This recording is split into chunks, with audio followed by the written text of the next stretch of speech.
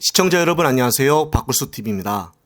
전 성남도시개발공사 기획본부장 유동규가 6억 원의 대장동 개발로 생긴 범죄 수익 중에 1억 원을 김용전 민주연구원 부원장에게 건네고 김 전 부원장이 그 돈을 직접 자신의 옷에 넣어갔다고 주장을 했었습니다. 따라서 재판부는 유동규 씨의 발언의 신빙성 확인을 위해 직접 재연을 해보라고 명령을 했는데요. 스모킹 건이나 정확한 물증이 없어 유동규의 진술로만 재판이 진행되다 보니 재판장에서 재연까지 하는 상황이 되어버렸습니다.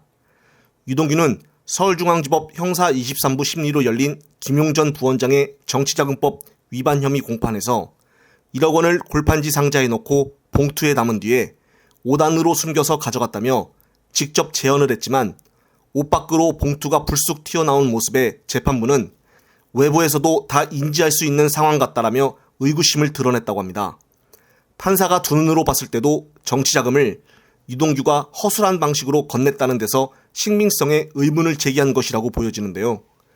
이날 김용전 부원장 측은 사실과 거짓 사이에서 오락가락하는 유동규의 모습에 이 사건은 이재명 정치자금이 아닌 유동규의 사기 사건이다라고 맞받아치면서 당분간 민주당 이재명 대표의 기소에 관해 검찰의 적지 않은 험로가 예상되어 보여집니다.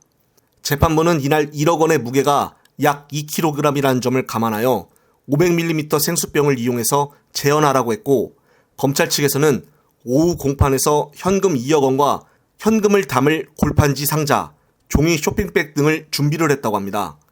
그리고 나서 유동규는 골판지 상자에 든 1억 원을 종이 쇼핑백에 담아 양복 윗도리 왼쪽 겨드랑이 아래 끼웠는데 누가 봐도 옷 속에 무언가를 숨긴 듯 상의가 불룩해진 모습에 방청객들도 실소를 터뜨렸다고 하는데요.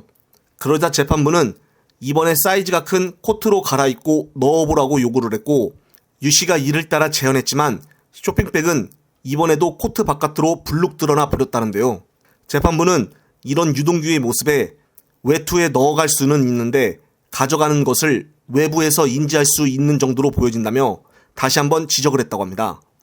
이날 재판에서 유동규는 돈을 전달할 장소나 정황은 상세하게 진술하면서도 돈을 준 날짜와 기간을 전혀 특정하지 못하고 있어서 진술이 오락가락하고 증언 또한 엇갈려 하기도 했습니다.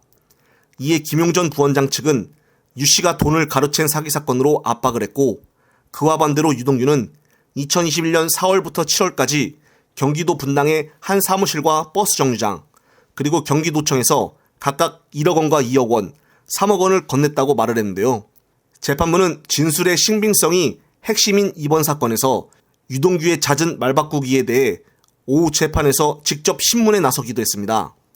재판부는 2021년 7월에 마지막 돈을 줬다고 얘기를 했는데 검찰 공소 사실과 다르다며 7월에 정치자금을 준 적이 있는가라고 재차 물었고, 이에 유동규는 아니다라고 부인하다가도 맞다라는 식으로 횡설수설한 모습을 보였다고 합니다. 재판부는 이날 유동규에게 지난해 10월 5일 작성된 검사의 면담 보고서에서 대선자금 요구액이 10억 원이라고 하고 3일 뒤인 10월 8일 자필 진술서에도 10억 원이라고 주장을 했다가 그 뒤 총액을 20억 원으로 바꾼 부분에 대해 직접 신문하기도 했는데요. 그러나 유동규는 이에 대해 제대로 된 답변을 하지 못했다고 합니다.